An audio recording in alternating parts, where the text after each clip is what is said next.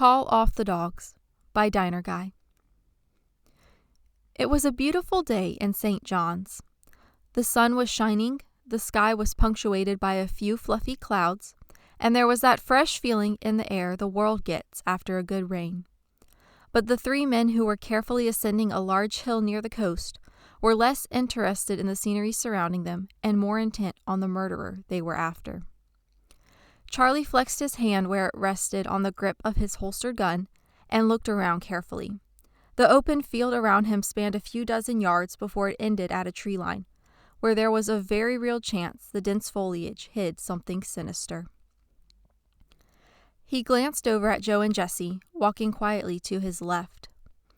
Charlie hadn't exactly wanted the computer tech to be out in the field with them. The fugitive had already killed twice.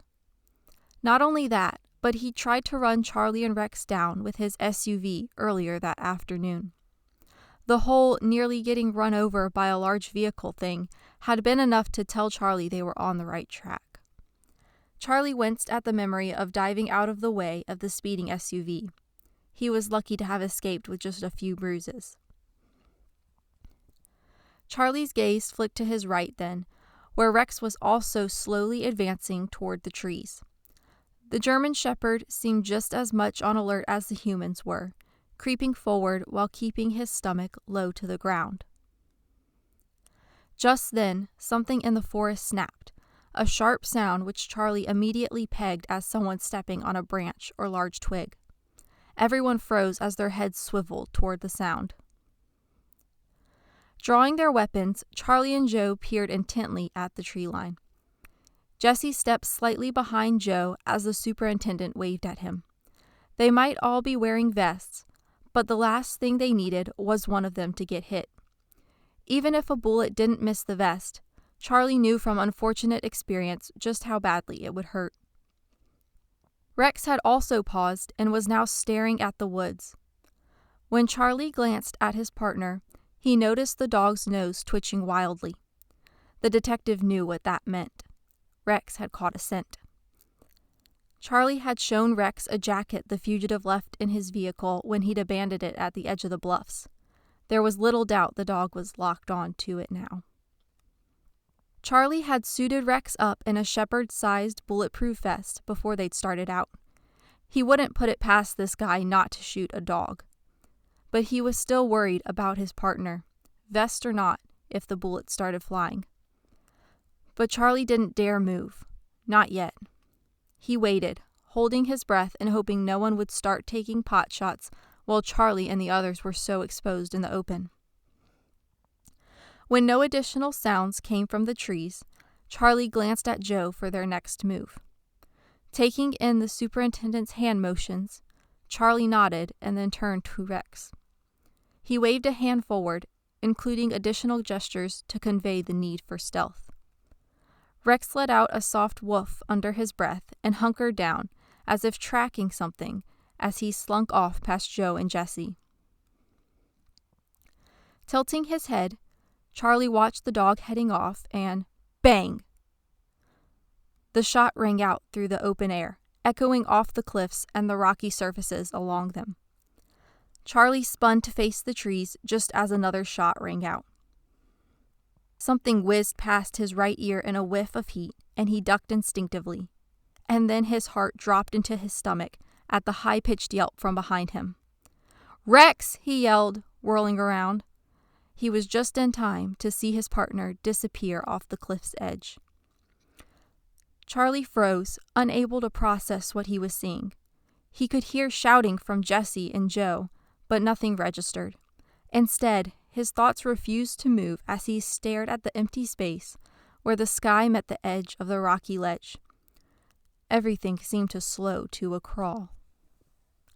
The scene from moments before replayed in Charlie's head, and all he could feel was a desperate sense of loss that grew with each passing second. He couldn't fully accept what he'd just seen, and the urge to run to the ledge was contradicted by the feeling like his feet were frozen to the ground. There was water below, he knew that, but there were also plenty of rocks, and it was a long fall. The chances Rex was somehow okay were slim, but Charlie grasped for them like they were outcroppings and he was the one falling off the cliff and searching for a handhold. And then another shot rang out, this one just barely catching the edge of Charlie's jacket. With the tug of the hot bullet tearing through his sleeve, time suddenly seemed to speed back up. Charlie's attention was now fully fixed on the woods where the shooter was hunkered down, and his worry for his partner was now joined by fury at the person responsible. Clenching his jaw, he pulled the gun from his holster as he stalked toward the tree line. Without slowing his stride, he brought the weapon up to bear with the general area where the gunshots told him the criminal must be hiding. Yet another shot rang out, but Charlie didn't even flinch. His eyes hardened, his jaw clenched even more tightly, and he continued his charge toward the forest. "Charlie!" Charlie heard Joe shouting his name, but didn't stop to acknowledge the superintendent. He pulled the trigger, keeping his sights firmly set on the trees, looking for any sign of movement, then fired again. And again. He wasn't giving the other man any chance to get off another shot, not if he could help it. Enough damage had already been done. Joe's voice came again, accompanied by Jesse's, but Charlie didn't look back or slow down. He kept striding forward, continuing to fire until his gun clicked on an empty chamber. In one smooth motion, he ejected the magazine with one hand as he reached for a spare. Shots rang out from his left, and Charlie didn't have to look to know the others were backing him up. He smiled grimly as he racked the slide and brought it up to resume firing. He reached the trees in a matter of seconds, ignoring the branches slapping at his face as he pushed his way in. A split second later, he spotted a flash of gray and blue as the man hidden there turned to run. They locked eyes, and Charlie brought his gun up to bear on the criminal.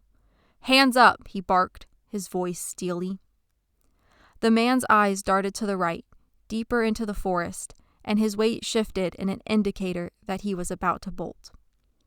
Charlie tilted his head to the side and glared. "Don't even think about it," he growled. The anger boiling in his gut lent an ominous tone to the threat as he added, "I will shoot you."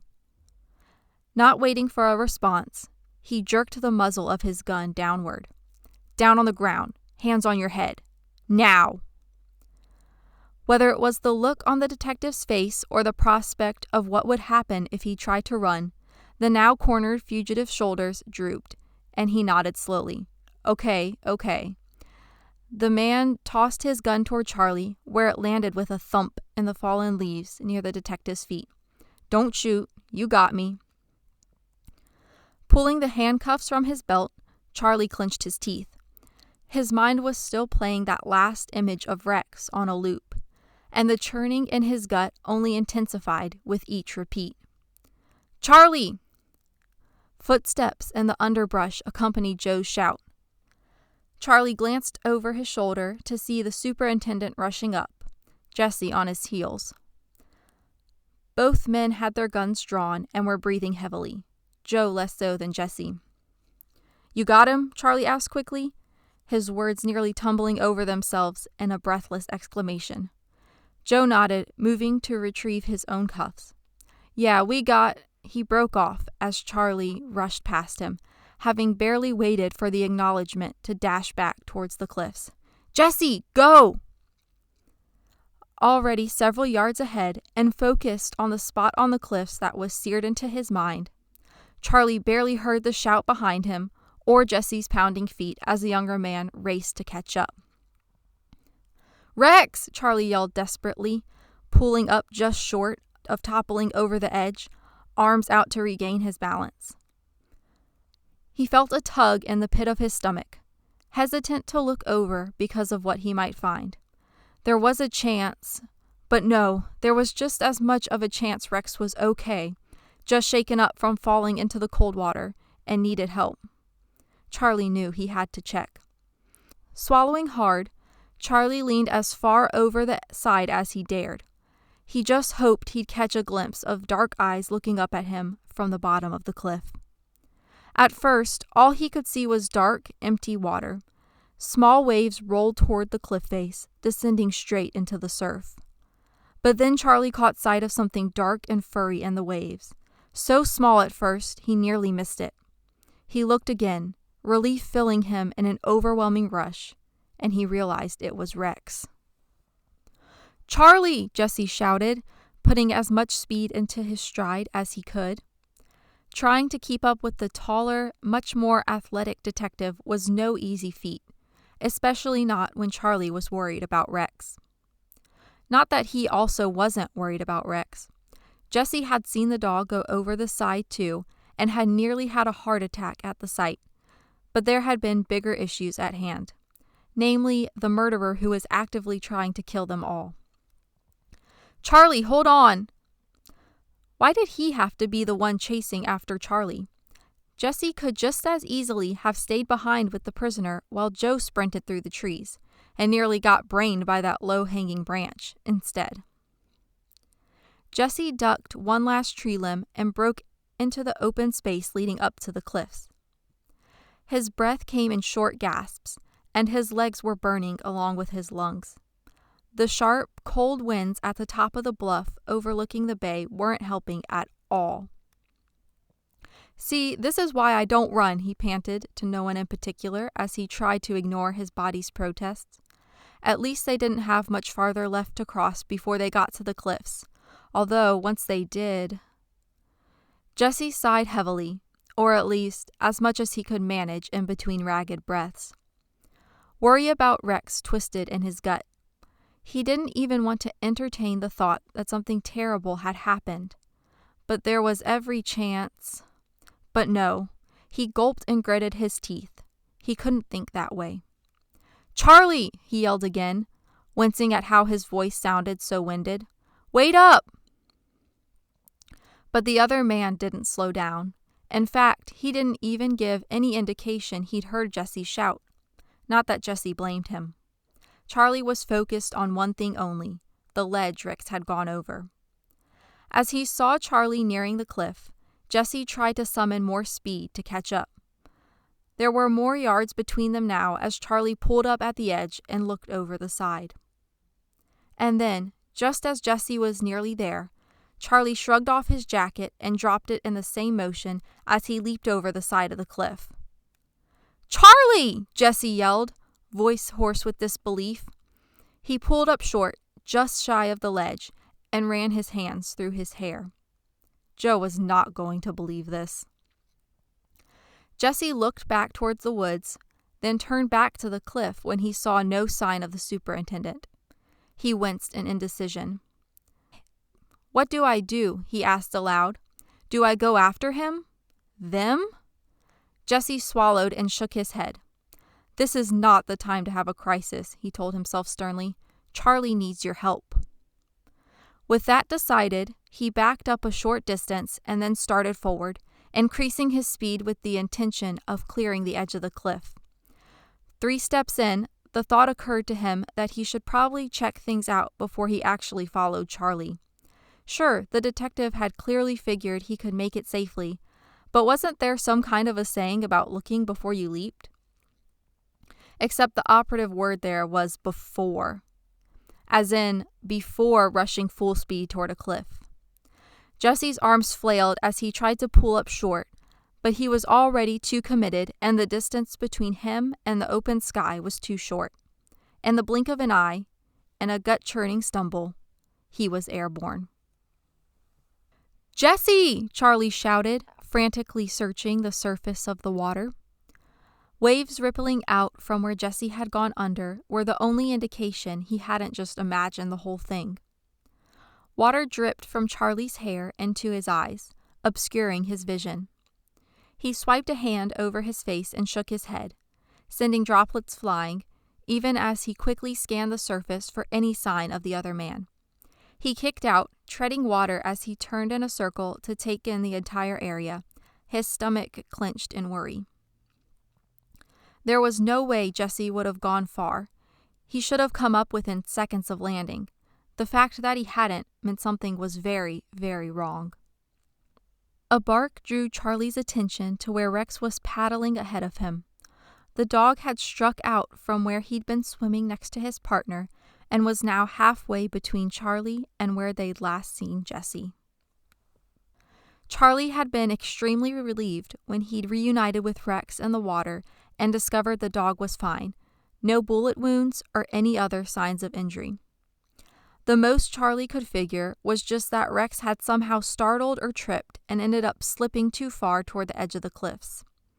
It was a huge relief, though, and he wasn't going to argue with it. Charlie took a breath and followed, pushing down the worry in favor of focusing on the long strokes that would cover the distance quickly. All he could think about was the last time he'd had to haul Jessie out the water, and that time had very nearly ended tragically. If he didn't get there fast enough this time... Ahead, Rex barked again, and Charlie looked up in time to see Jessie's limp form rise to float on the surface of the water. There was a flurry of splashing, and then Rex grabbed a mouthful of Jessie's jacket and slowly started towing Jessie back toward Charlie. Charlie clenched his teeth and put everything he had into swimming even faster to close the gap to reach the others.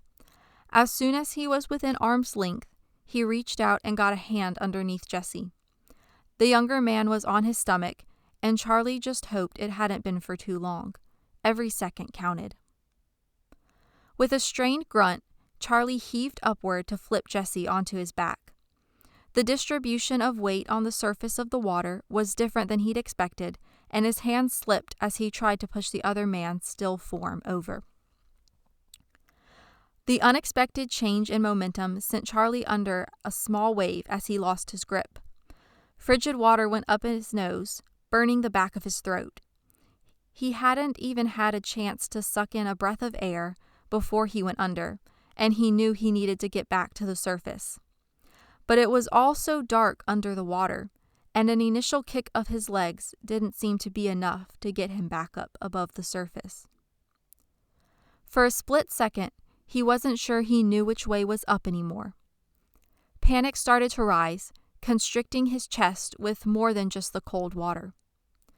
Charlie's arms and legs thrashed involuntarily as self-preservation instincts kicked in.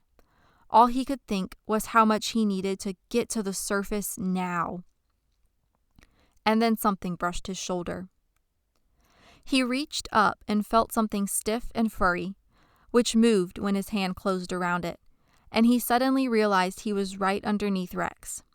He'd somehow managed to grab the dog's tail. Relief took over the panic Charlie had been feeling, loosening the grip on his chest. Shifting his hand along Rex's back, Charlie then felt the stiff material of Rex's bulletproof vest. He blindly groped for the handle he knew was sewn into the top of the vest and grasped it firmly. The current shifted around Charlie as Rex started paddling. The detective couldn't see much under the surface, but he trusted his partner. Rex knew what he was doing. Charlie kicked his feet, relieving the weight Rex was having to carry from towing Charlie up to the surface. It felt like an eternity, even though it was only a few seconds, before they finally surfaced. Coughing and spluttering as his starving lungs tried to take in as much oxygen as they could, Charlie shook his head to clear the water from his eyes. Another small wave, caused by the sudden movement of Charlie's surfacing, hit him in the face, prompting more choking. It took a moment for Charlie to steady himself, and then he looked around in worry. Jessie. He needed to find the younger man and make sure. Rex barked again, and Charlie glanced over through bleary eyes to see his partner looking at him worriedly. The dog was now a short distance away, nose nearly touching Jessie's face. The way Jessie's coat was bunched by his shoulder showed where Rex had just dropped the fabric. "Good boy," Charlie said, wincing at the way the words scratched at his throat. He coughed, but reached out to put an arm around Jessie's shoulders. They needed to get to shore quickly so he could check on Jessie's condition. Everything else could wait. Glancing over to where a small rocky beach jutted out at the bottom of the cliffs, Charlie winced at how far away it seemed. It had already looked pretty far when it had just been him and Rex making his way there a few minutes before. Now, towing Jessie along with him, the distance was looking a lot farther and a lot less doable. "Come on, pal." Charlie glanced at Rex, who gave a low bark in response. "What do you say we get to dry land?" It took much longer than he'd anticipated, but Charlie resisted the urge to stop and rest. He just needed to get to shore. Stopping would only mean treading water more, and he wasn't sure how much energy he had left to let himself do that. He needed to channel what little energy he did have into towing Jessie ashore. The fact that Jessie still hadn't opened his eyes had Charlie worried. Finally, he felt solid ground under his feet, and Charlie breathed a deep breath of relief as he scrambled to climb up the incline of pebbly sand. Just for a moment, he let himself drop Jessie's weight, with a quick check to make sure the other man's face was well out of the water. Charlie's clothes clung to him, his soaked dress shirt inhibiting his movements. The thin fabric stuck to his skin, adding to the chill that seemed to cut through him every time a gust of wind blew across the beach. Shivering, he hugged his arms, trying to generate some warmth by rubbing his soaking wet sleeves with only minimal success. Next to him, Rex scampered out of the water, looking like he had much more energy than his human partner. Water droplets flew in every direction as he shook his soaking wet coat. "Whoa, watch it," Charlie said with a chuckle, putting an arm up to shield his face from the sudden shower. Rex just barked lightly in response and then trotted over to nose at Jessie's limp hand. Charlie ran a hand through his wet hair as he turned back to Jessie. He clenched his jaw in determination and grabbed both shoulders of the other man's coat. He took a deep breath and then backed up, hauling Jessie farther up onto the sand. The effort was significant, and his leg muscles were burning by the time he managed to get Jessie fully out of the water. The paleness of Jessie's face was emphasized by the contrast with his dark blue hoodie. His hair and clothes were as soaked as Charlie's, and water droplets beaded on his face. Charlie quickly searched the younger man for any signs of injury, but found none. Other than Jessie still being unconscious and the blue sheen to his lips, there was no indication anything was wrong.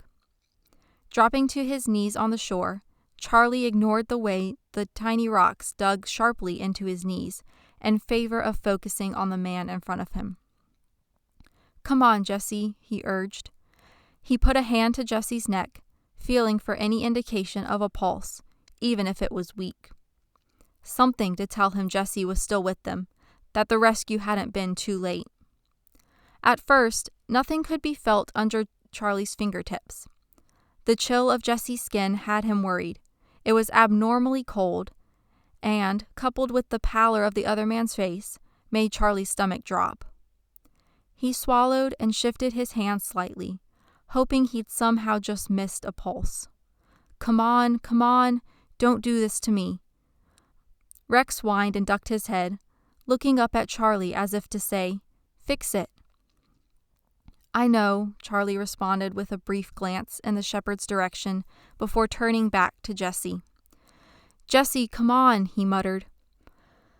Still keeping his right hand on Jessie's pulse, Charlie reached up with his left hand and patted Jessie's cheek firmly, hoping to stimulate blood flow. The situation was quickly getting into dangerous territory, and he swallowed as vivid memories of kneeling next to a limp Jessie he'd just pulled out of the college swimming pool came rushing to the front of his mind. That had been way too close, and this was turning into more of the same. And then he felt a flutter under his fingers. Faint though it was, it might as well have been the pounding of a drum for how relieved Charlie was at the movement. He let out the breath he'd been holding with a whoosh and grinned widely. Rex immediately caught on to the change in Charlie's demeanor and turned in a circle, barking. He trotted over and stuck his cold nose in his partner's ear, whining happily. Charlie distractedly batted at the dog as he moved to slap Jesse's cheeks again. "Come on, Jesse, open your eyes for me. Come on, you got this."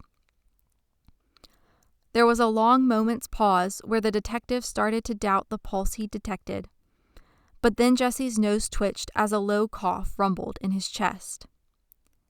And then his eyes fluttered open as water started to spill from his mouth as he continued to cough harshly. Charlie quickly put a hand on Jesse's left shoulder and helped the younger man roll over onto his side. Keeping a firm hand on Jesse's back, Charlie supported him until the coughing subsided. He watched Jesse's face in concern, tracking how quickly Jesse's eyes were moving and observing the color slowly returning to his cheeks. When Jesse relaxed against his grip, panting at the exertion, Charlie helped him slowly shift back to lie flat on the sand. "You scared me there for a minute," he told Jesse. Jesse made a face and wiped his mouth with the back of his hand. "Sorry," he replied quietly, smothering another small cough. As soon as Charlie moved back, Rex swooped in. His tail was wagging a mile a minute, and the shepherd gave a relieved whine as his tongue darted in and out to cover Jesse's face in slobbery dog kisses.